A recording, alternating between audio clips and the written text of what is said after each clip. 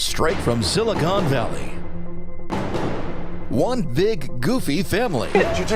There's a blank space. Plus 3 generations of venture capitalists.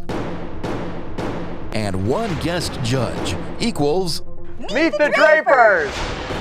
On the hunt for the next big idea. You're not getting the point. Entrepreneurs pitch. Would be as revolutionary as the email. Technology is kind of magical.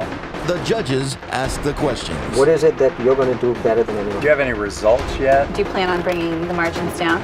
Here is the twist. You, the viewers, get to invest for equity. Power is in your hand. Nervous, but I'm excited. It's great to be an entrepreneur. The interesting thing is there's nothing artificial about it. Own a piece of the next big idea. So what do you think? Thumbs up, thumbs down? Once I started, I didn't stop. Excited! The guys that are starving, they're hungry.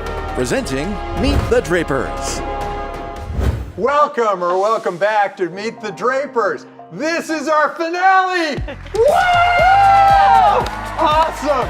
And you'll notice that the woman in the middle is not Jessie It's Draper. not my beautiful niece. Yeah, this is my sister Polly, and she is an award-winning filmmaker and actress, and has played in many, many roles, and has recently, she created the Naked Brothers Band, which is a big hit on Nickelodeon. Tell me, all these entrepreneurs come up to me and they say, what is it that you look for in an entrepreneur? Now, we're going to give Polly a little break here because she is an actress. But what is it you look for in an entrepreneur? And then they all come to you saying they've got this billion-dollar idea. They're not all going to make it. So tell me about that. That is for sure. They're not all going to make it. I am a big believer that if you've got the right person to build the right team of other good people, you're probably going to get through the brick walls and make a successful company. So, Polly, what are you going to be looking for today? You're going to meet a bunch of entrepreneurs. What are you going to look for? The passion is probably what I would notice the most. It's someone who really believes in their product. Well, I will not be the judge of whether they can carry this into money-making ventures. I will be competent judging whether the idea is good and the person seems like a person who has a lot of passion for what they want to do. Awesome. So, What about you, Tim? okay, well, I think I'll keep my eye on the things that may be missing. If you two are focused on the people, I'll keep my eye on how big is this market, how well have they articulated the market, and how they're keeping track of their finances, and do they understand how they're going to make money. And we also have some guest judges coming because it's a party. This is the big finale. And our guest judges today are a good friend of mine, Steven Silver, who creates Steven Silver Fine Jewelry. And that business just sold a $35 million pink diamond. Imagine that. And then our other guest judges are Chuck Pettit. And Chuck helps run Republic, which does all our crowdfunding. And our crowdfunding is so important because you get to invest in these companies because of Chuck and his team Republic.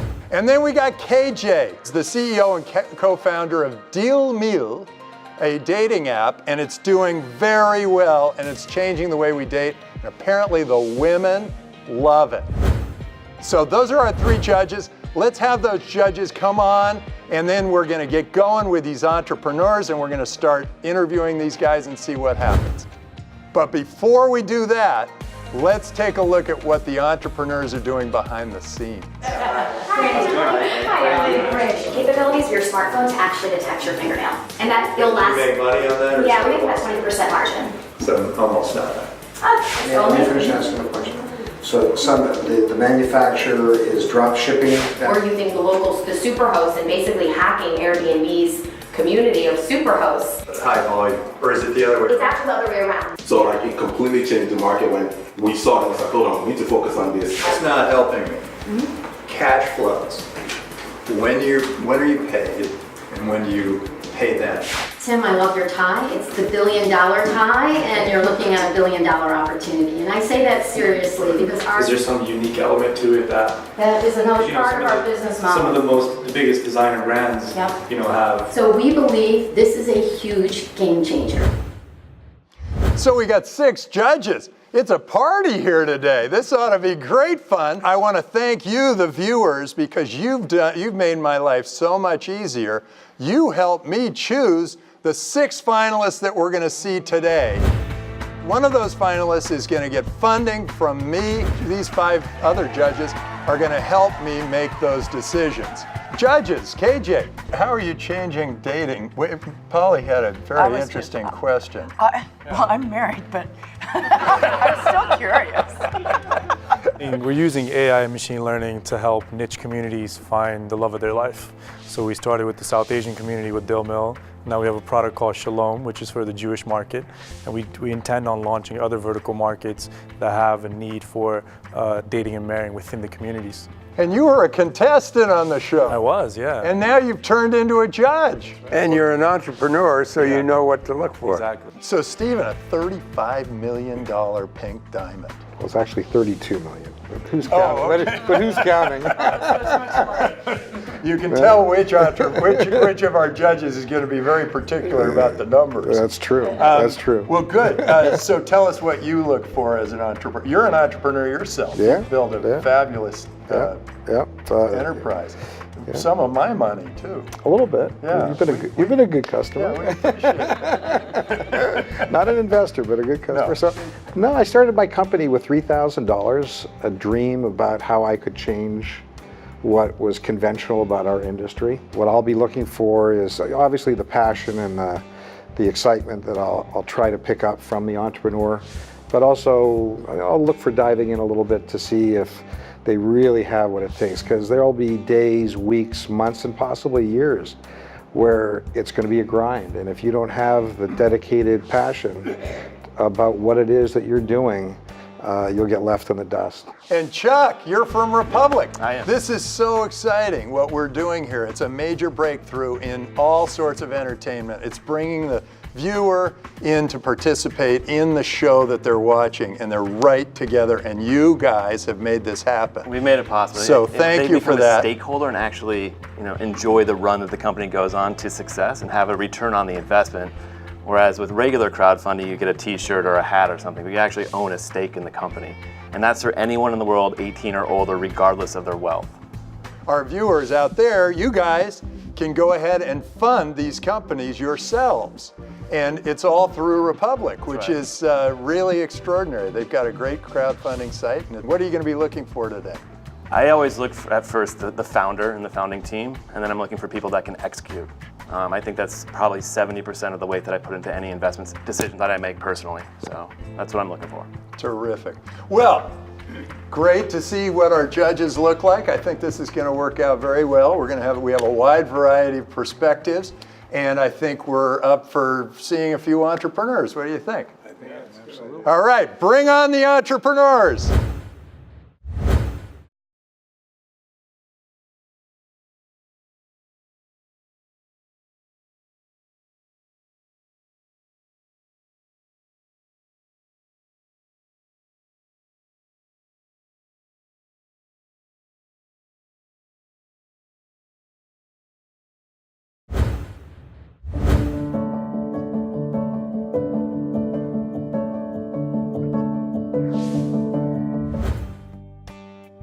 Hi, my name is Sandra Galt, and I am the CEO and founder of a high-tech fashion company called True Galt. We allow women to scan their feet and make beautiful high-heel shoes that are guaranteed to fit, and we do it all through your iPhone. So why is True Galt the one that we should be funding? Tim, great question. Because True Galt is going to be a $1 billion opportunity. And I'll tell you why. We at True Galt have built 3D imaging technology that allows women to scan their feet, and we make gorgeous high heel shoes that are made to fit all through your iPhone. But if you decided to take a picture of a pair of shoes you liked and you wanted them to your size, you would send it to you and you could make that particular shoe, or are we limited to the shoes that are here? Today we sell these shoes. In the future, you could send a shoe in, design that you like, and we can actually put the True Galt fit formula around it. What is it amongst those shoes on the table that's the thread of True Galt design? They feel like sneakers. Wait, Visual. seriously? The shoes you're wearing Yes. feel like sneakers? Yes. I've been wearing Do you these have anything shoes in all size day. 9? I'm gonna try. No, it's your size. She takes a picture of your shoe. No, I know. I just wanted to try them on right now. Oh. You can take your shoes off. Just realize that these are not fit for you. Right. Now these are brand new. They just came off dry, so it's my size actually. Polly, did you wash your feet this morning? Polly, put the other one on. I've been here a week and I only have one pair of socks, so. We may have to buy these shoes. Now these aren't made to fit your feet, but you're going to feel something different. You're going to feel some amazing padding, and it's all about material science. Yeah. Really? Polly, Yeah. what did you say? I said I have 2 hip replacements, and these from riding a mechanical bull, and these feel very comfortable. Great. You said something about the leather padding makes them more comfortable. What is Yeah, excellent question. We're the only ones in the industry that actually have a spec for leather. If it's too stiff, it's bad for fit. If it's too loose, it's bad for fit. We know what that spec is, and also based on the shape of the foot that we Why have. don't competitors have the same talent? Because they don't have the understanding of all the feet. And here's the other reason. Why not? That's their business. Because they will just pick the leather based on the style of the shoe. We have the actual dimensions of the foot. Now here's another thing that's super important, and this is why we're changing the industry. The consumer is involved at the very beginning. And what she's doing is creating her own personal fit formula. So if you're a technology, wouldn't it be a simpler business model to just push it through into licensing to large? You would think so. This technology can be applied to men's shoes, to children's shoes, to boots, and think of us scanning from the feet going up. Now, going out with the TrueGalt brand is because it actually proves the model to these people who use a traditional thought process. The industry itself is antiquated. To that end, large retailers are already talking to us. Last question. It's tough being an entrepreneur. Yes. You now know that. Yes. What's keeping you going? Our customers. It is amazing how we change the lives of these women. I'm just making shoes, but these women who are frustrated, trying to live and breathe and feel beautiful, the best way to do that is to give her a gorgeous pair of high heel shoes, regardless of age, height, weight, etc. And we take size away. And all of a sudden they feel empowered. They feel like there is an entire company just for them standing behind them. They feel like the modern day Cinderella. Terrific. Great job, and we'll get back to you. It's $1 billion opportunity. Thank you. I really enjoyed pitching to everybody on stage, and I loved how Polly got up, Tim Draper's sister, and actually put her feet into our shoes and was amazed at the fit and the comfort. And we didn't even scan her yet. So I thought it went really well. Got some great questions. I just wish I had more time. I get an integral, like a very insider look at all this, you know, the founders and their team, but it's now all on Republic. She should have mentioned that she has north of 40,000, downloads, potential users. She's sold thousands of shoes already. And this is only an 8-month-old company, right? I think you had an interesting point about I was surprised by. About do something that makes you special. Well, she said we're a brand. There's a brand centricity about what we're creating, but I don't get a visual image of that, which is what I was looking for. And the whole thing. Polly wasn't sure she liked the styles, but some women. I thought the styles were good. I actually liked her answer to my question, because the first thing she said was my customer. Right. And having that sense, and then the second thing she talked about were, we make the shoes because the margins are 50%. We got bigger margins. When you have a 50% margin and you're not holding inventory, you're using your customers' money to make their own, that's a big deal.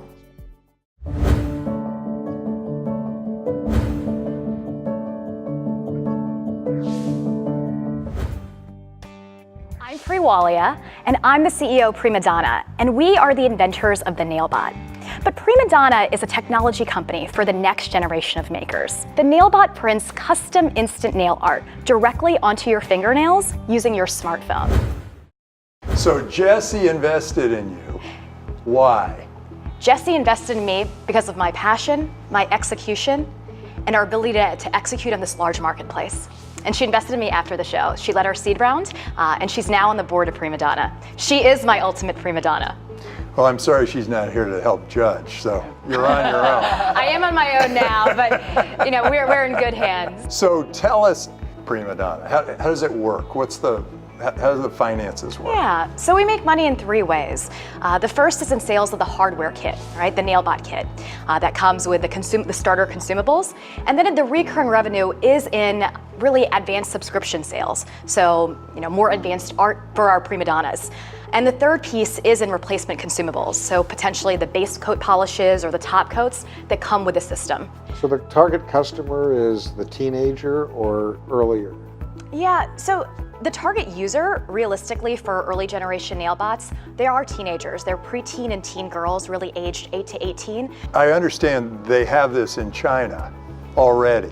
Why wouldn't the Chinese entrepreneurs who are making nail bots just come to the US and then beat you at your own game? Yeah, so nailpreneurs have existed for 20 years, right, as a concept.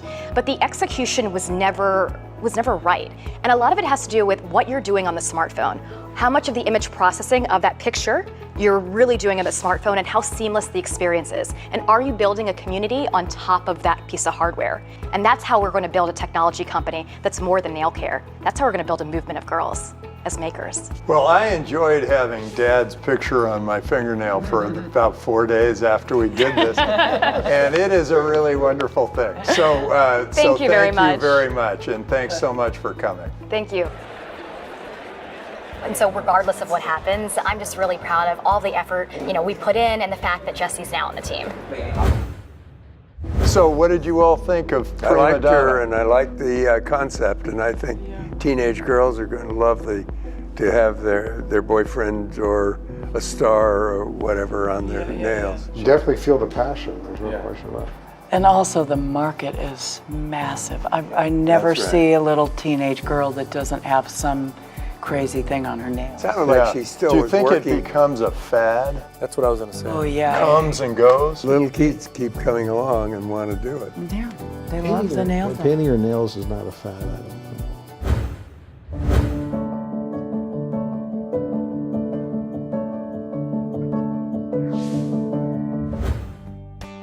Hello everyone, my name is Emily Levy and I'm the CEO and co-founder of Mighty Well. And I'm on a mission to turn sickness into strength. I was undiagnosed for 7 years with Lyme disease and I was told that I need a long-term IV, known as a PICC line, to administer my antibiotics treatments. But the worst part about this was my doctor told me to wear a cut sock on my arm to protect my line. In my dorm room at Babson College, my team and I came up with our first product, PICC Perfect, the only medical device that allows you to conceal without showing your bandage and still access your medical device. We realized that the larger opportunity is to create a consumer brand for the 133 million Americans who face one or more chronic conditions. Since we saw you last, the former CEO of Ralph Lauren Footwear, who's already on our board, has agreed to join our company full-time with further funding as our president. The design team who does the entire collection for the women's line at New Balance, who have come to do our products for us. I've had trouble with the brand. Okay. And the name, Mighty Well, doesn't come to me quickly, and it's not sticking. Have you tested it? Have people responded to it? We have, and we actually have a brand evangelist behind us. So our current investor is the former CMO of Reebok, Breakaway Innovation Group. They are a brand venture capital firm, and they're the ones that helped us to develop this. With our core customer base, Mighty Well feels good when they say it. Can I see what Sure, something I'm looks so like? excited to show you. So this bag, so I'm wearing all of our products. So we have the Mighty Wrap, which Jesse suggested last time we were here. We made it come to life. This whole time you didn't know I was doing an infusion, actually. So this backpack is a tote to backpack to wheelchair. All of the medical supplies is here. Tim, just as you asked for before, medical supply case. You can. Oh, that's great. It's got the pills So it'll lined come with up 7 and the days. It blood can pressure monitor. exactly. So I'll pass this around, but you can separate your tech from. Oh, look what else I have. I have Bill's book in my bag. But you don't have my book. Oh, it's on my Kindle. It's on my Kindle outside. You get an A for salesmanship. Thank you so much. We're looking for an investment of $2 million, and with your support, we can help turn sickness into strength. Thank you. I think my pitch couldn't have gone better. I was authentic, I was myself. I know this market better than anyone, and I think that came across. She's a go-getter. She's passionate. She's on a mission because it's health and her health, and it resonated really well with me. I like the mission. I liked her.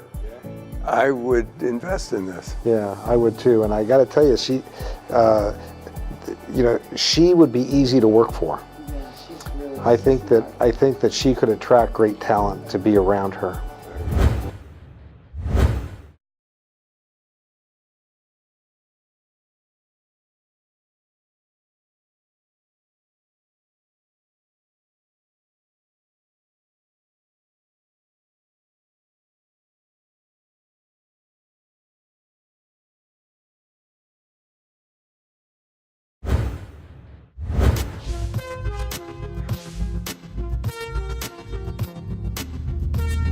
You ready? Let's do it. Keys to business is to find something you're so passionate about, you have to enter it. I was a lawyer and I had no background in real estate whatsoever, but I became so frustrated with the real estate business model while looking for a home. I couldn't sleep at night because I thought of all the pain points these poor real estate buyers have to go through. I kept on thinking about how can I evolve, change, disrupt, and improve this model. And thereby I took that leap. But it doesn't matter. I had no background in real estate. I'm still becoming the #1 agent in America. Your lack of knowledge in an area can be overcome, but if you have passion, expertise, and drive, and I couldn't sleep at night because I was so frustrated with the model, if this is you, know that you will succeed. It doesn't matter about what you bring to the table, it's about what you are evolving and growing to become too, and you have the power to become great if you follow your passion. I have, and I recommend it to you as well.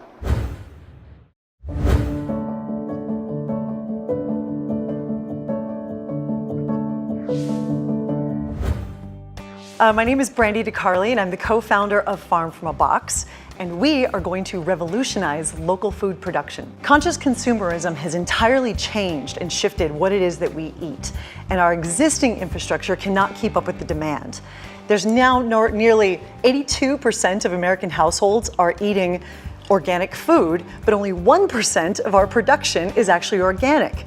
And this is where Farm from a Box comes in.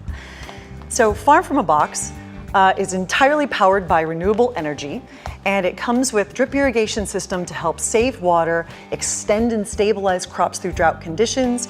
Internal cold storage helps mitigate crop loss that happens in field and keeps the crops fresher longer. Wi-Fi connectivity helps with information access and exchange. We've also plugged in a cloud-based IoT system to be able to help monitor and track on-farm efficiencies. So you're a superhero entrepreneur wearing your Wonder Woman cape. Yes. So tell us why Farm in a Box should be the one we back. Because we are the world-changing company that is here. Food unites all of us. It's something that all of us have to actually consume at some point in time, but we need a better way of being able to produce it and increase healthy access to it. I think over the next 5 years, everything in the market's already been pointing in this direction. How is it that we can increase healthy food access and make it more affordable for people? And we need a toolkit to be able to do that. And we're going to be the next big thing in this space. So take us through the financials. You pay $57,000 for one of these boxes. How does that work for somebody in Tanzania? How are they generating enough income to pay for that? Through the sale of their crops. So I think one of the important things... And the banks are saying, okay, this is working? They're already doing this with others that are in the space. Freight Farms is another one that's in the space. And while they're different than what we're doing, all of that's actually... But has anybody loaned to you, to your customer? It's a loan to our customers. Has that happened yet? Everything has been done by just direct purchase for us so far. Okay, so far, yeah. So if I go back to Tanzania... So at some point, you're going to have it so that somebody buys that $55,000 box, and it almost guarantees a certain amount of money, and then the bank will immediately put that money up. That's exactly it. That's what you're hoping happens down the road. Each unit can support a 2-acre piece of land. So while it's up to the farmer to decide on what it is that they want to grow. How much is 2 acres? How much does that generate in revenue? So depending on what you grow, well, let's say that can be like 50 to 55 tons of food. All of the farms that we have right now is growing a whole food crop. So it's kale and tomatoes and onions and a whole food system. And that's about 50 to 55 tons of food on an annual basis. When you break it down economically, you're looking at about 150,000 in revenue annually. So the payback on the equipment happens really quickly. So can you measure the chemistry that's going on in your farm so that you can adjust chemicals to be driven into the crops? Yes, fertigation, you're absolutely right. And we can do most of that also online, which is pretty amazing. So this is a cloud-based solution? This is. Terrific. Brandy, thank you so much for coming in. Thank you very much for the opportunity. Great having you on the show. I think it went well. The questions were really good. It's really funny entering into it because it's a bit like Wild West of getting questions from all sides, but I think they were really interested and that's important. So.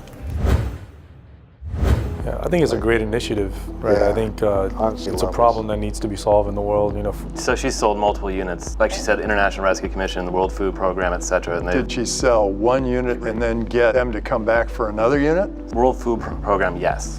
And then the International Rescue Commission has plans. I think those are the other states that she was talking about, and she mentioned a couple different countries. But I do think that there are two interesting markets here. One is the farmer, the weekend farmer who says, I'm just going to plant in my backyard and I need this machine. And one is in Africa where they have no infrastructure, nothing's been built, and they put it down and suddenly they've got 2 acres that are yielding vegetables and cabbage. So she is determined. She'll make it work.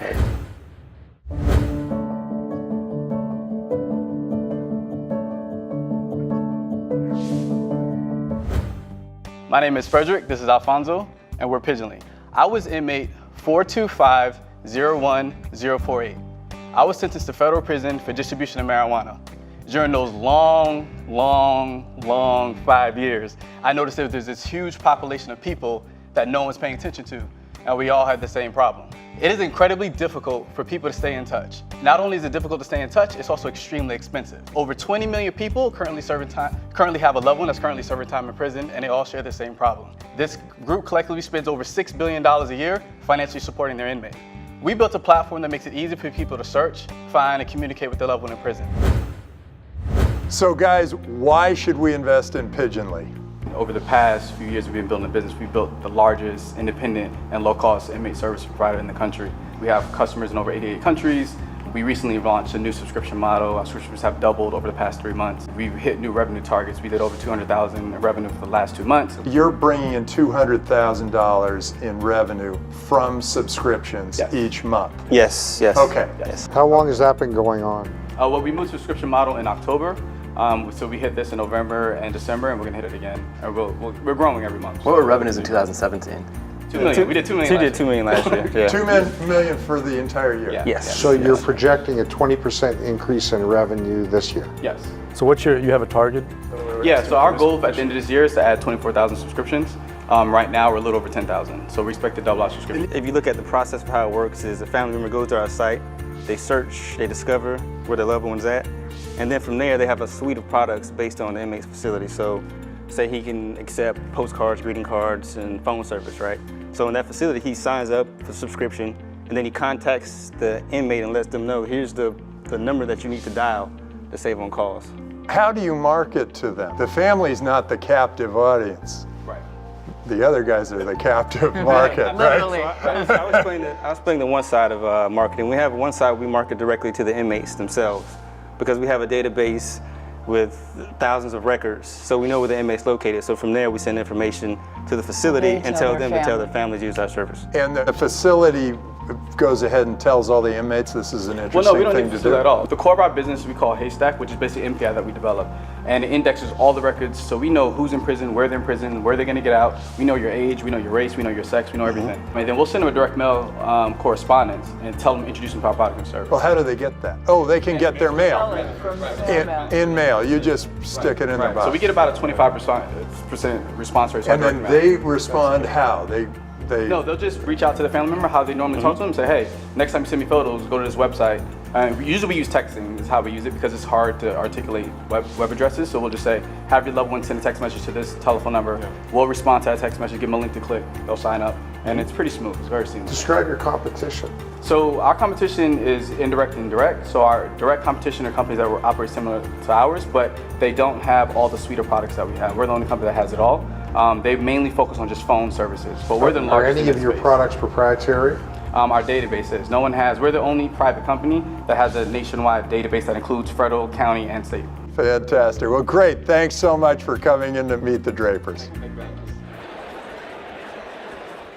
I didn't know what to expect, so I didn't really have much expectations, but one thing I always feel confident is that we know our business inside and out, and I think we put a lot of time and effort into making sure we're running a solid business that makes sense. Before we had this session, they were probably the least interest for me. After hearing them, probably the most interest. I think the fact that most prisons are becoming private now is going to open up more opportunities for these guys to include more services where the prisons will make more money and they'll get a profit share out of that. And this is a really smart guy who's been in prison and understands exactly what goes on. What I mean. And for 5 years he's been thinking about, okay, well, how would you do this better? Yeah, so if there's anybody that's going to do it, it's them, these guys. They have the grit too.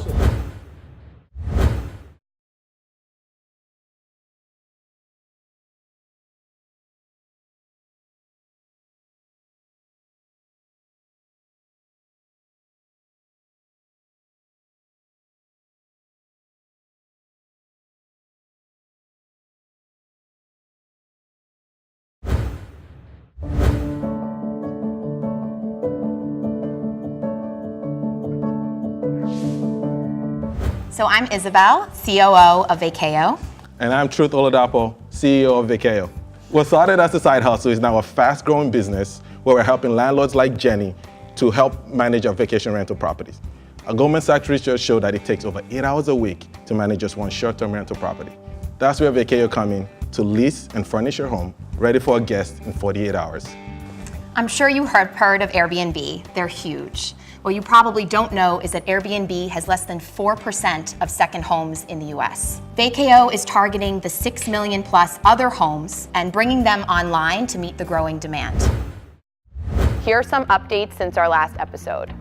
We launched on Republic and had the fastest raise of any Meet the Drapers startup, hitting our 50K benchmark in under 2 days. Yeah. We also won New York City's Brandathon, which allowed us to discover a new brand identity that will better captivate our audiences, and we're super excited to rebrand. Since 500 startups, we've raised 900K at 8 million valuation, and we're profitable.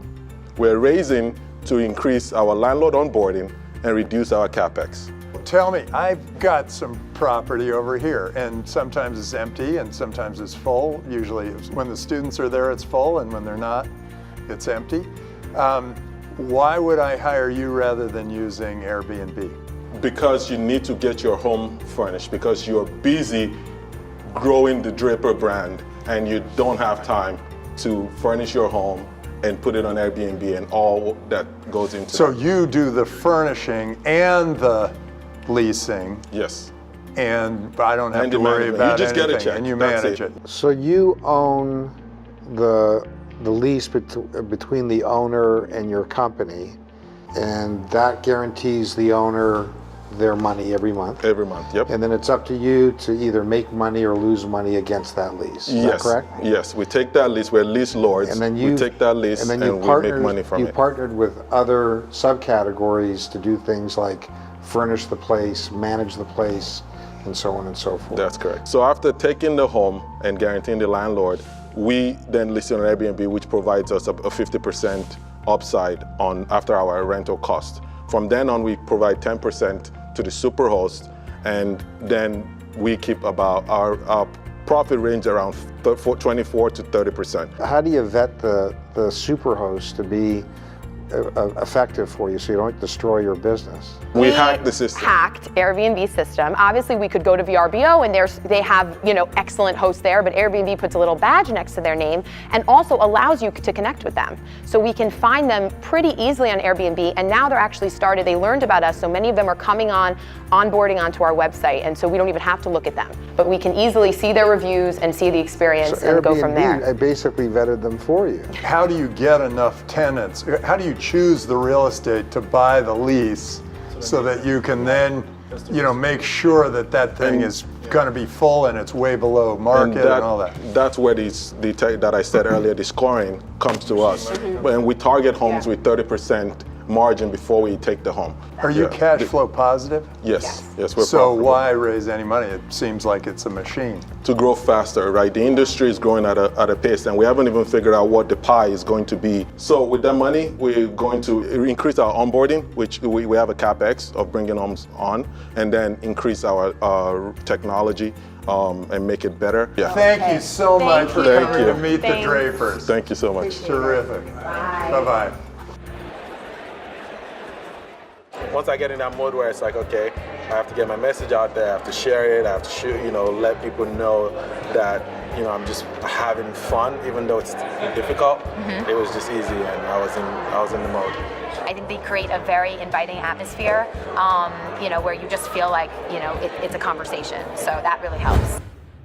Every one of these companies, it's getting better and better and better. It's crazy. I like these guys getting a margin on somebody else's business in a way. Whether they can really keep that growing and going rapidly, I don't know. If I own a home in Palm Springs, we'll use that as an example, and the damn thing sits vacant 6 months of the year or 3 months of the year, and I can let us know. We'll go visit. Absolutely. And these guys will take all that pressure off me. I'll give them a 5-year deal, never to worry about that, knowing that I have, as an owner, have that check. I don't care what they do as long as my property isn't destroyed. Yeah, and it'll be better taken care of because somebody will be there. Absolutely. As judges of Meet the Drapers, we would like you to become honorary Drapers. So Stephen and Chuck and KJ, you are now a part of the Draper family, and we appreciate all that you do for our family.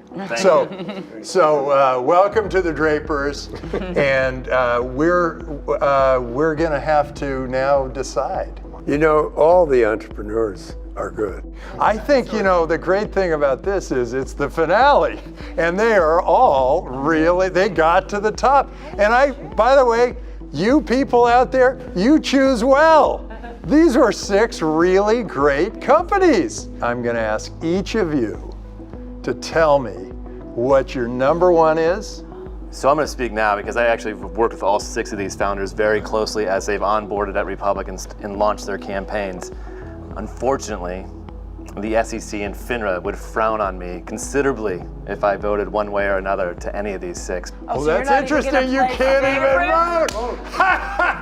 What have you been doing here? Insight. You have given us some interesting insight. He has been incredibly valuable. So valuable that we made him an honorary Draper. But Steve, it's on you, man. Oh my God. I think that my number 1 is sort of between Vakeo and the prison one. All of these entrepreneurs are extraordinarily talented. They're really talented people. You can see that. Polly, what do you think? If the goal were to do something that's really good for the world, I would go for Farmbox. I would say Pigeonly because they're a great team. I think they have deep domain expertise. The guy's been there, who's in prison for 5 years. They're well capitalized, right? They've raised over $5 million, and they're doing, already $2 million in sales, and they're projected to double that this year. I think they've figured out a business there.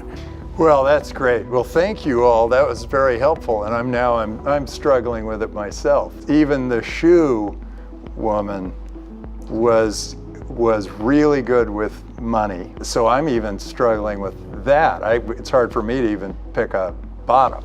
But you have to. Eventually I have to do something. What's a mother to do? I'm stumped. We're going to figure this out when we bring them all back. So I really hope we win because we flew from New York totally last minute. I dumped my 2 kids with my nanny. For me, I've won just about every pitch competition I've entered, so I'm really expecting, to come out on top for this one. No, I mean, I would love to get the funding from Tim and some of the other judges, And then as I was on stage, they're getting pelted with questions, and I'm thinking this better pay off. Right. I also do believe in the power of the crowd. And I think especially for minority and women founders, it's so hard raising money, and the fact that we've had access to this network in Republic, it's a good thing for all of us. This is it. This is it.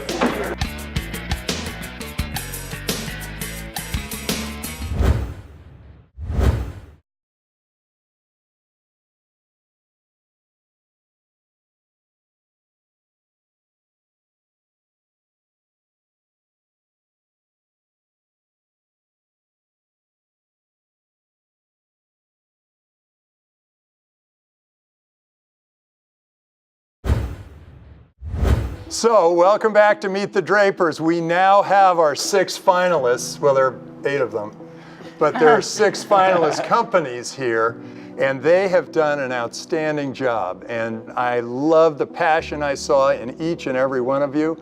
There is really something here. You're going out there, you're going to make incredible changes in the world, and we are so excited about all the things that you're doing. First, I will give you the audience's responses, and the audience has come up with 3 of you that have received the most votes. I promised that I would invest $5,000 into each of the ones that the audience decided that they would choose. And those 3 are VKO, Farm in a Box, and TrueGalt.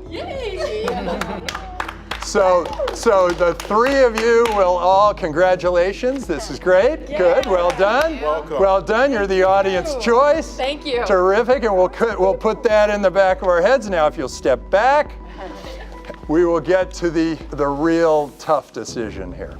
And it was an incredibly tough decision because all of you showed so much passion for what it is you're doing. The things I was looking for was that excitement about what you're doing, that determination, staying power, which you all seem to have. And the differentiators for me were, how is this going to improve the way the world works? How is it going to make money?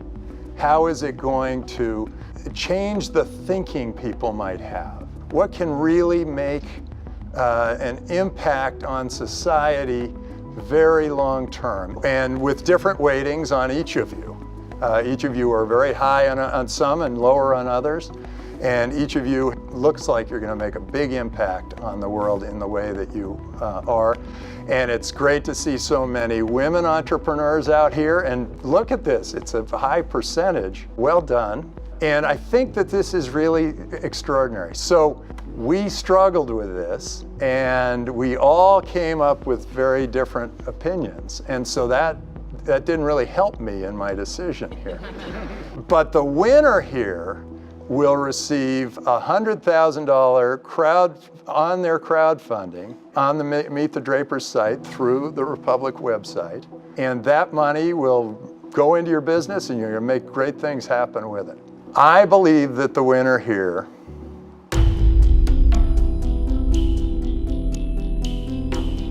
is Pigeonly. Congratulations. And anything you'd like to say to the cameras, what's your secret to success, that kind of thing? For us, it was really about solving a problem that was authentic and that we really understood well, and focus on a market that other people didn't understand or wasn't paying attention to. And I knew that if I built a solution that was good enough, people would be more than happy to pay for it. That's how we approached it. Terrific. Good. Congratulations. All right. Fantastic. But there's something else I'd like to add. And you guys can step back just for a sec. At Meet the Drapers, we like to under-promise and over-deliver. So not only is... Well, I decided that I'm going to also put $25,000 into Pigeonly because I think you guys are... 2 reasons. One is I immediately picked up the passion and the goal and all that. But you're actually really making a difference in people's lives, a big difference. Families are really affected by incarceration. And just having that ability to effectively lift their world a bit, I think that's a big deal. So I'm really proud to invest in your company. Really appreciate it. Another one too, right? Since we like to, at Meet the Drapers, we like to under-promise and over-deliver, I've decided that I don't want to miss any one of these, and so I'm going to put $50,000 into each of the other crowdfunding. Congratulations, finalists. Good job. Good job. Terrific. Great. Thank you. Congratulations. Terrific. All right. Well done. Well done. Good job. Good job. Thank you. Congratulations, judges. We've done quite well. We'll see you next season on Meet the Drapers. Woo!